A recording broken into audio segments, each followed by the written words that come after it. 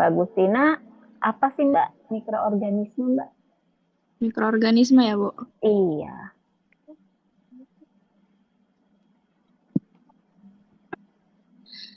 Mikroorganisme adalah itu, Bu. Jasad renik, Bu. Apa tuh jasa ternik?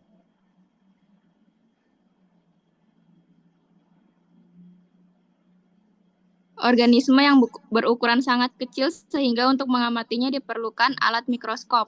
Oke, ya jadi mikroorganisme itu adalah makhluk hidup ya, karena dia memang hidup gitu.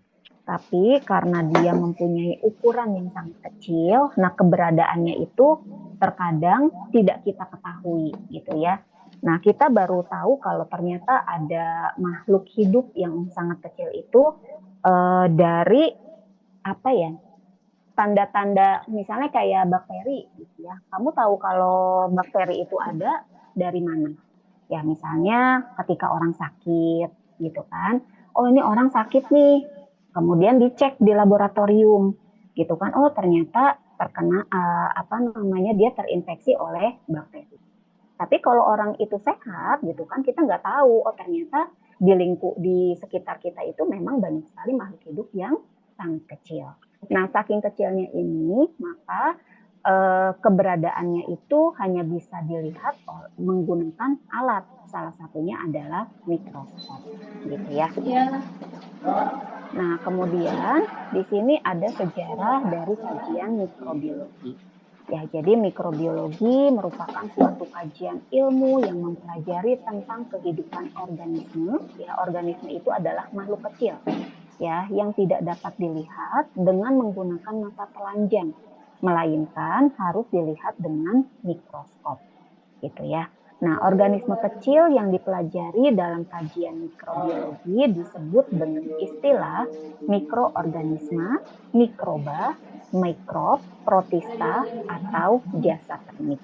Jadi istilahnya itu beda-beda gitu ya, tapi maksud dari kata-kata itu adalah sama ya. Jadi ada yang nyebut bakteri, ada yang nyebut mikroba, ada yang menyebut mikroorganisme, sama aja seperti itu ya. Jadi dia itu merupakan makhluk yang kecil gitu ya.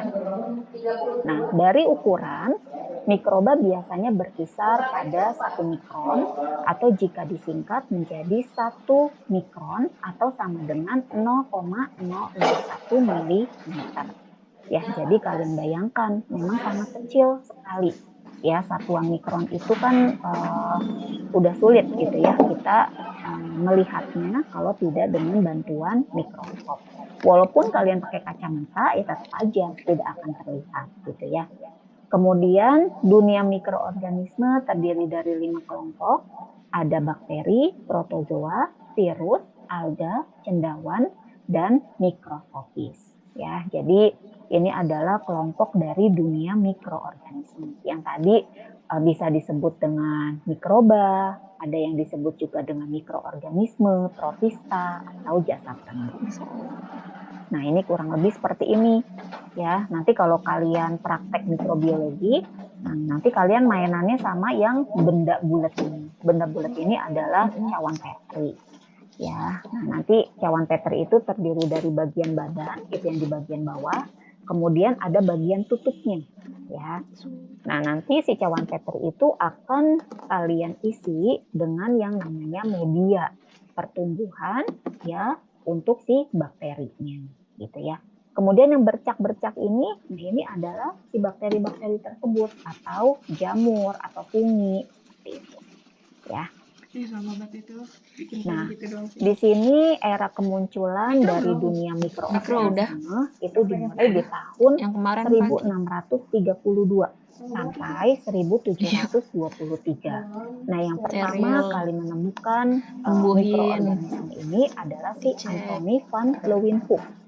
Ya, dia yang menemukan dunia mikroorganisme untuk pertama kalinya menggunakan mikroskop ciptaannya. Ya, jadi bisa dikatakan si Anthony van Leeuwenhoek ini adalah penemu dari mikroskop. Cuma kalau dulu mikroskopnya nggak kayak sekarang. Kalau sekarang kan udah karena teknologi juga sudah semakin canggih ya, artinya mikroskopnya pun ya sudah bagus gitu ya. Kalau dulu yang ditemukan oleh Anthony itu kecil dia ya, hampir sama bentuknya kayak kaca pembesar gitu ya. Mungkin nanti kalian bisa searching ya di Google mikroskop ciptaan dari si Anthony van Leeuwenhoek ya. Jadi kalian nanti bisa tahu, oh ini loh mikroskop pertama yang ada gitu ya. Nah, kemudian mikroskopnya itu dengan pembesaran 300 kali. Ya, di mana si Leeuwenhoek itu melihat setetes air hujan dengan menggunakan mikroskop. Ya, jadi pada saat itu setelah hujan itu kan biasanya suka ada tetesan air hujan yang masih menempel di daun gitu ya. Nah, kemudian diamati dengan menggunakan mikroskop hasil ciptaan dari si Anthony ini. Gitu ya. Nah, ketika diamati dengan menggunakan mikroskop, terlihat hewan yang sangat kecil dan sedang berenang di dalam air, yang sekarang dikenal dengan protozoa. Gitu ya. Nah, mengamati hewan lain yang tidak bergerak, yang dikenal dengan bakteri dalam mikrobiologi. Gitu ya. Jadi, kalau si Leeuwenhoek itu pertama kali dia melihat, oh ada makhluk hidup yang bergerak di tetesan air tadi, gitu ya. Nah, karena dia bergerak, maka untuk sekarang ini dia yang dikenal dengan protozoa. Nah, kemudian mengamati lagi hewan yang lain, tapi dia tidak bergerak. Nah, kalau dia tidak bergerak itu, maka dikenal dengan bakteri. Ya, karena memang pergerakan dari bakteri itu nggak terlihat, gitu ya. Jadi kita baru tahu itu ada bakteri ya dari warna, hanya bercakkan warna seperti itu ya. Kita menggunakan mikroskop pun nggak ada pergerakan ya. Jadi terlihatnya itu hanya bentuk atau warna seperti itu. Ya nanti kalian bisa melihat ketika di praktikum mikrobiologi ya. Nah, kemudian setelah Leeuwenhoek ya, si Anthony Leeuwenhoek ini menemukan ilmuwan yang pertama kali menemukan mikroorganisme dengan mikroskop hasil ciptaannya. Kemudian di sini ada teori abiogenesis versus teori biogenesis. Ya, nah teori ini muncul pada tahun 300 sebelum Masehi. Ya, teori abiogenesis telah ditemukan oleh Aristoteles ya, di mana teori menurut Aristoteles ini adalah makhluk-makhluk kecil dapat muncul begitu saja dari sebuah benda mati. Nah, ini yang dikatakan dengan teori abiogenesis. Ya, jadi si Aristoteles itu mempunyai teori bahwa makhluk kecil ini dapat muncul tiba-tiba gitu ya dari benda mati. Ya, jadi istilahnya si benda mati ini bisa memunculkan si makhluk kecil tadi gitu ya. Nah, itu teori abiogenesis ya. Kemudian di tahun 1626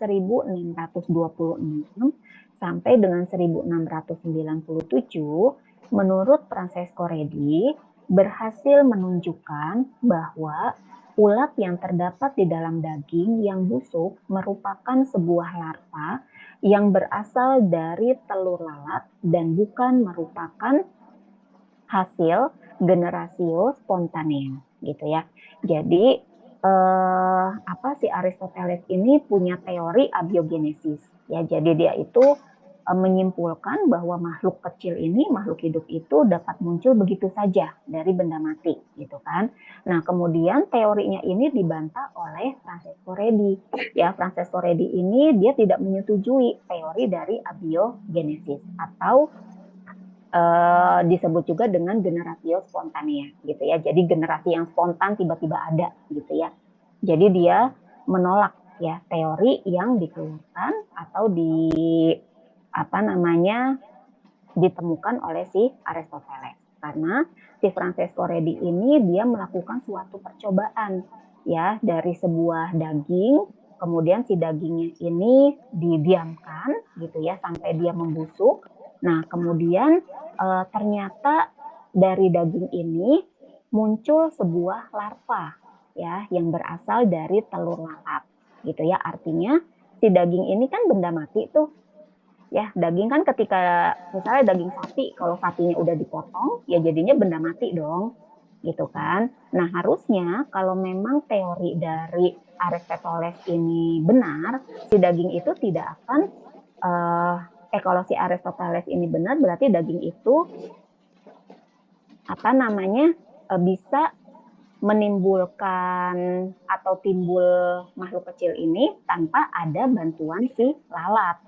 Ya, tapi kalau si Francesco Redi ini menolak teori dari si Aristoteles ini, ternyata daging sapi itu atau daging tadi ya, ketika dia tidak ada telur lalat ya tidak akan timbul larva seperti itu. Ya, jadi istilahnya teori dari si Aristoteles ini dibantah gitu ya oleh Francesco Redi. Makanya di sini ada teori abiogenesis versus teori biogenesis.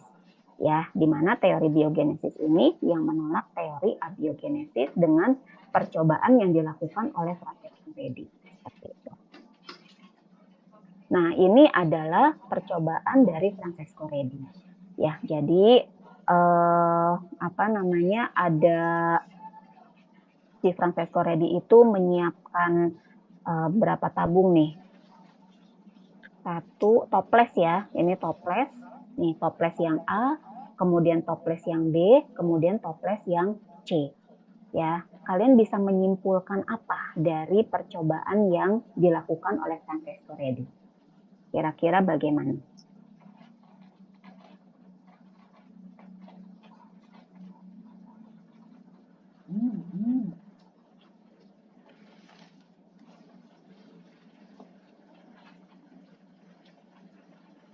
Ada yang bisa menyimpulkan?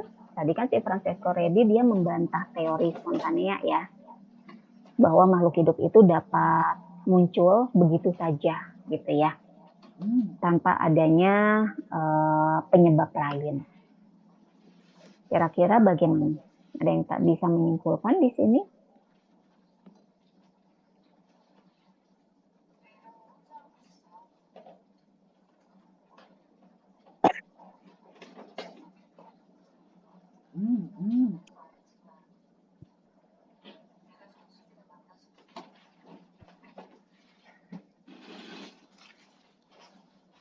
Mbak Dwi, ada yang bisa menyimpulkan? Belum gitu paham, Bu. Belum begitu paham. Iya. Oke, mungkin ada yang lain dari lihat gambarnya, oh ini kan ada daging gitu kan, dimasukkan ke dalam toples. Ya, ada yang toplesnya itu dibuka dalam kondisi terbuka, ada yang dia tertutup gitu kan, ini kan ditutup, kemudian ada yang ini tertutupnya dia tertutup rapat nih, ya tertutup rapat. Kemudian kalau yang ini ditutupnya pakai kayak saringan gitu loh, kain yang ada pori-porinya, ya. Nah kalian bisa bedakan di sini. Kalau yang toplesnya itu terbuka, yang namanya daging, ya kan, itu pasti akan mengundang lalat, ya. Dari baunya aja kan lalat itu pasti suka datang, gitu ya. Kayak misalnya saya masak ikan, itu cepet banget tuh lalat tiba-tiba ada aja di dapur, gitu kan. Nah, ini bisa kalian lihat kalau misalnya toplesnya itu dia terbuka ya, maka lalat akan datang. Nah, lalat itu ketika dia menempel pada suatu benda gitu ya, pasti dia akan bertelur gitu ya, atau meninggalkan larvanya. Nah, di sini nanti si daging itu akan menjadi busuk gitu ya. Nah, busuk itu kan berarti adanya suatu peristiwa apa tuh? Mikrobiologi di situ ya, ada proses pembusukan, berarti kan ada ada yang tahu nggak kalau pembusukan itu dia terjadi apa?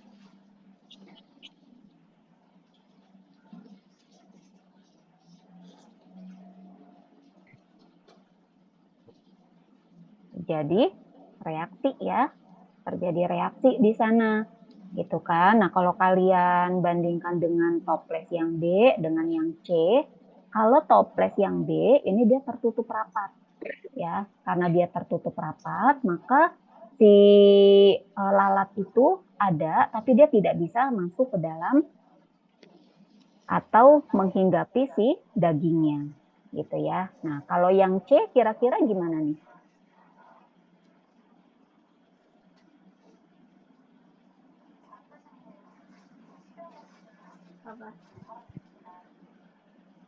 Yang tahu yang C gimana? Larvanya masuk lewat pori-pori. Oke, larvanya itu atau si telurnya itu kan dia tetap bisa menghinggapi lalatnya ya, lalatnya si dagingnya. Jadi kan pertama dia nempel nih, ya karena si tutupnya ini ada pori-pori, berarti kan bau dari daging itu tetap tercium, ya kan?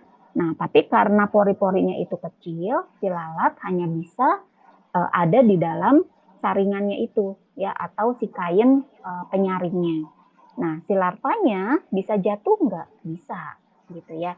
Nah, daging busuk itu disebabkan karena tadi ya adanya larva dari si lalat, gitu ya. Jadi timbulnya suatu mikroorganisme yang baru di luar dari si daging itu karena ada bantuan ya atau perantara dari si lalat, gitu ya. Kalau yang ini tidak ada, gitu ya. Berarti ini bisa dikatakan daging yang B ini dia aman atau tidak ada mikroorganisme kecil yang tumbuh di dagingnya. Seperti itu. Ya, jadi dari percobaan ini Francesco Redi menyimpulkan bahwa teori yang spontanea tadi itu tidak benar, gitu ya. Makhluk benda mati itu tidak dapat tiba-tiba muncul si mikroorganisme, gitu. Nah, di sini teori abiogenesis versus biogenesis ya. Tahun 1713 sampai dengan 1781, John Needham melakukan percobaan dengan memasak sepotong daging yang tujuannya adalah menghilangkan berbagai jenis organisme pada daging tersebut dan menempatkannya di dalam sebuah toples terbuka. Berdasarkan pengamatannya, muncullah sebuah koloni pada permukaan daging tersebut. Ya, jadi ini bedanya apa nih dengan si Francesco Redi?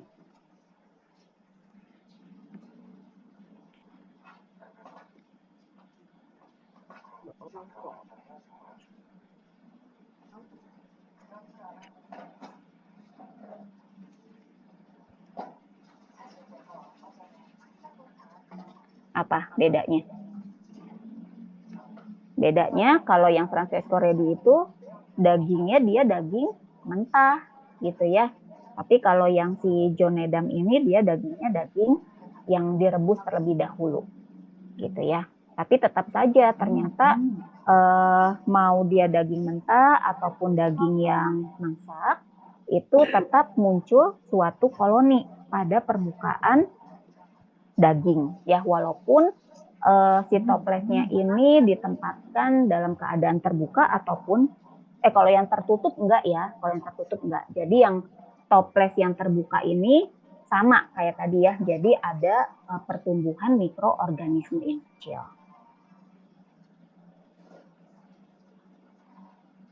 Nah, kemudian setelah siapa namanya John Needham, ya ada lagi ilmuwan yang lainnya pada tahun 1729 sampai 1799 ini ditemukan oleh Lazzaro Spallanzani yang melakukan percobaan yang serupa dengan merebus kaldu daging selama 1 jam dan kemudian menempatkannya pada sebuah toples yang tertutup rapat.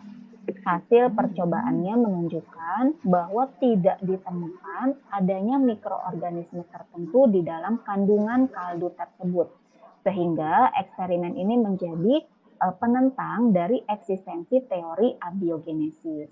Akan tetapi, Needham memberikan sangkalan dengan menyatakan bahwa sumber makhluk hidup adalah berasal dari udara, di mana pada percobaan Lazzaro Spallanzani ini tidak terjadi interaksi dengan udara, gitu ya. Jadi di sini sebenarnya sama nih percobaannya itu dengan menggunakan daging.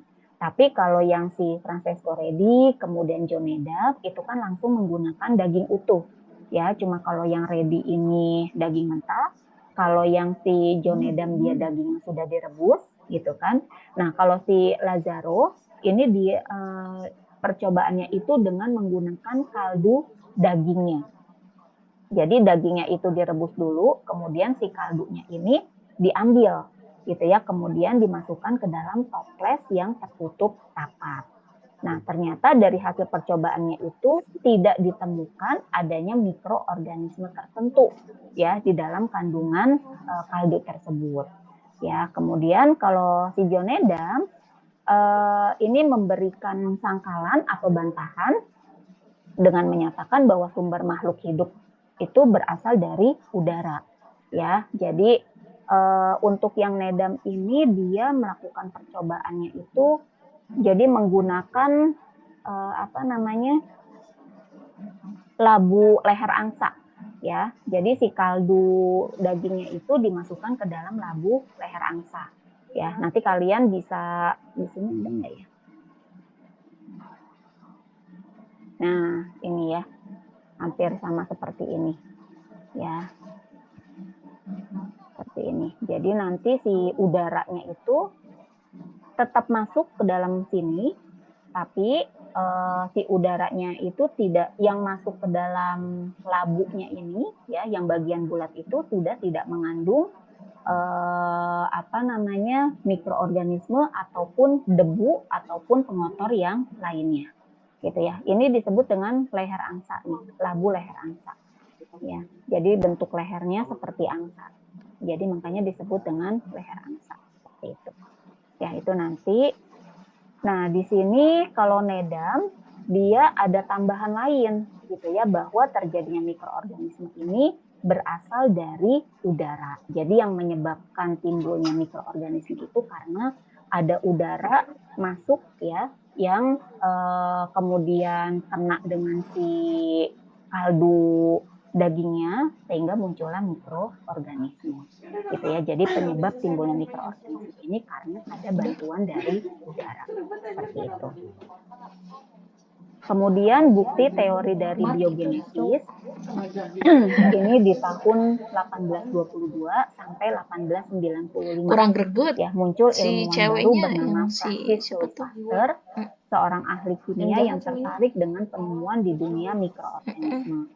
Meneliti tentang Cuman di peran penjara. mikroba di dalam industri pembuatan alkohol yang berasal dari anggur. Ya, Pasteur melakukan eksperimen dengan menggunakan bejana leher panjang atau leher angsa ya disebutnya, dan dibengkokkan yang dikenal dengan leher angsa. Seperti itu. Jadi si Louis Pasteur ini dia membantah teori dari si Nedam ya, bahwa timbulnya mikroorganisme ini berasal karena dari udara ya. Nah, ini ya, jadi si kaldu daging tadi ya, dia disterilisasi ya. Kemudian pertama ya tentu saja dia dimasukkan ke dalam labunya ya. Kemudian nanti dia dipanaskan seperti ini. Kemudian yang ini ketika dia sudah dingin ya, brothnya sudah dingin, kita tunggu. Nah, ini adalah si mulutnya ini yang bagian seperti angsanya ini itu dibiarkan dalam kondisi terbuka. Karena dia terbuka, otomatis udara pasti akan masuk, gitu kan? Ya. Nah, di sini bakteri yang bukan bakteri, maksudnya udara tadi, yang namanya udara itu pasti kan kalau dia tidak dalam kondisi yang bersih ya, kan udara ada udara yang dalam kondisi steril ya. Nah, kalau dia dibiarkan terbuka begitu saja kan tentu saja udara yang masuk ke dalam ini itu kan bukan udara yang kondisinya bersih atau steril. Nah, udara itu bisa membawa berbagai macam mikroorganisme, makhluk-makhluk kecil yang tidak kita bisa lihat.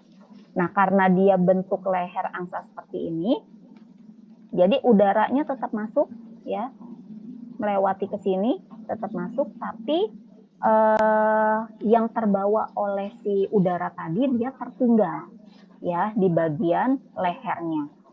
Jadi udara yang masuk ke sini istilahnya sudah udara yang bersih ya, karena bakteri atau virus atau mungkin di sini ada protozoa atau apapun, dia tertahan di bagian lehernya. Ya, jadi kalau misalnya kita lihat si kaldunya itu tetap dalam keadaan steril ya atau bersih, tidak ada pertumbuhan apa-apa gitu ya. Tapi ketika posisi si tabungnya ini dimiringkan ya, nah posisinya seperti ini, yang tadinya entah itu yang merah-merah ini kan si mikroorganisme ya, bisa dikatakan dia mikroorganisme miring di posisi si tabungnya ini dimiringkan. Nah, jadi bagian yang lehernya ini di bawah. Nah, ini kan udara akan masuk lagi nih. Dia akan mendorong si mikroorganisme yang tadinya tertahan di sini. Ya, lama-lama dia akan masuk bergabung dengan si kaldu yang tadinya dalam keadaan steril. Ditunggu dalam beberapa jam atau beberapa hari. Nah, ternyata si kaldu tadi ya, yang tadinya dia jernih nih, kalau jernih seperti ini artinya dia tidak ada pertumbuhan mikroorganisme. Berubah menjadi ada pertumbuhan mikroorganisme. Jadi dia yang tadinya jernih menjadi keruh. Seperti itu. Jadi si Louis Pasteur ini membantah ya bahwa yang menyebabkan timbulnya mikroorganisme itu bukan karena udara. Kalau udaranya itu bersih, steril, ya maka si kaldu tadi tetap dalam keadaan steril, tidak ada pertumbuhan apa-apa di sana. Tapi ketika si mikroorganismenya ini yang dibawa oleh bakteri itu kena dengan bakterinya, ya berarti dia akan timbul mikroorganisme. Jadi timbulnya mikroorganisme itu bukan karena bakteri, ya tapi bisa karena polusi, karena udara yang terbawa oleh bakteri, oleh udara tersebut, seperti itu, ya. Nah, ini percobaan yang dilakukan oleh Louis Pasteur. Nah, teori biogenesis itu salah satu argumen klasik untuk menentang teori biogenesis adalah kondisi suhu panas yang digunakan untuk mensterilkan udara dan bahan percobaan dianggap dapat merusak vital force, dan tanpa adanya kekuatan vital force tersebut maka mikroorganisme tidak akan muncul secara spontan. Gitu ya. Jadi udara itu kalau memang dia tidak ada kandungan mikroorganismenya, ya tidak akan ada tuh mikroorganisme gitu ya. Jadi ada penyebab lain timbulnya suatu mikroorganisme. Jadi nggak yang tiba-tiba muncul atau spontan gitu ya. Nah, untuk merespon argumentasi tersebut, John Tyndall melakukan percobaan dengan meletakkan tabung reaksi berisi larutan kaldu steril di dalam kotak tertutup dan udara dari luar dibiarkan masuk ke dalam kotak melalui pipa yang sudah dibengkokkan seperti huruf U berbentuk spiral, sehingga terjadi pembebasan udara dari mikroorganisme tanpa harus terkontaminasi oleh suhu panas. Meskipun udara luar yang tidak terkontaminasi apapun meskipun udara luar yang tidak terkontaminasi apapun dapat masuk secara bebas ke dalam kotak yang berisi tabung dengan larutan kaldu di dalamnya, tetapi tidak ditemukan adanya mikroba jenis apapun, gitu ya. Jadi bisa disimpulkan ya tadi ya bahwa udara itu bukan penyebab munculnya mikroorganisme, gitu ya. Nah, ini ada lagi percobaan Francesco Redi dan Louis Pasteur. Nah, ini adalah percobaan yang, nah ini ya, setelah si Francesco Redi ya dan Louis Pasteur, kemudian ada lagi istilah ya dari postulat Koch ya yang ditemukan oleh Robert Koch pada tahun 1884. Ya, dipublikasikan pada tahun 1890, di mana Koch ini telah berhasil membuktikan bahwa keberadaan jasa pernik tertentu dapat menyebabkan penyakit tertentu pula. Pernyataan ini dikenal dengan postulat Koch dan menjadi pedoman untuk mengungkapkan suatu agen penyebab penyakit hingga saat ini. Jadi percobaan tadi ya, yang pertama dari si Leeuwenhoek, Francesco Redi, kemudian John Tyndall gitu ya, sampai dengan ke Louis Pasteur, maka teori yang tadi abiogenesis itu sudah tidak ada lagi karena dia sudah dibantah oleh teori biogenesis bahwa si mikroorganisme ini tidak mungkin muncul begitu saja gitu ya. Nah, ini akhirnya eksperimen dari Spontaneous itu sudah dianggap tidak ada gitu ya. Nah, kemudian dilanjutkan dengan yang postulat Koch ini. Ya, dari teori-teori ilmuwan-ilmuwan yang sebelumnya berhasillah Robert Koch ini membuktikan bahwa keberadaan zat keramik tertentu itu dapat menyebabkan penyakit tertentu juga. Ya, misalnya kayak Escherichia coli gitu kan. Nah, itu adalah bakteri penyebab diare. Kemudian apalagi Staphylococcus aureus, nah itu bisa menyebabkan penyakit kulit, Candida albicans gitu ya, itu dapat menyebabkan sariawan atau penyakit yang lainnya. Nah, itu dari si Robert Koch gitu ya, dengan percobaan dari postulat Koch. Nah, ini postulat Koch, mikroorganisme tertentu selalu dijumpai berasosiasi dengan penyakit tertentu. Mikroorganisme tersebut dapat diisolasi dan ditumbuhkan menjadi biakan murni di laboratorium. Biakan murni dari mikroorganisme tersebut akan menimbulkan penyakit yang sama dengan jenis penyakit yang disebabkan sebelumnya jika disuntikan kepada hewan yang rentan. Penggunaan prosedur laboratorium memungkinkan diperolehnya kembali mikroorganisme penyebab penyakit yang disuntikan itu melalui hewan yang sengaja diinfeksi dalam suatu percobaan, gitu ya. Jadi misalnya ini kan ada sapi nih, ya, sapi ini mati ya disebabkan karena penyakit antraks, gitu kan. Kemudian di sini dilakukan identifikasi gitu ya. Oh, ini penyebabnya apa ya si sapi ini mati? Akhirnya dilakukanlah suatu percobaan. Dari hasil percobaan yang dilakukan, nah bakteri berbentuk batang dalam darah sapi yang mati. Ya, jadi sapi ini diambil darahnya, kemudian dimasukkan ke dalam lab istilahnya. Dilakukanlah suatu percobaan. Nah, ini hasil dari percobaannya ya, dari darah yang diambil dari sapi tersebut gitu ya. Nah, kedua kultur bakteri ini berisi bakteri yang sama ya. Nah, ini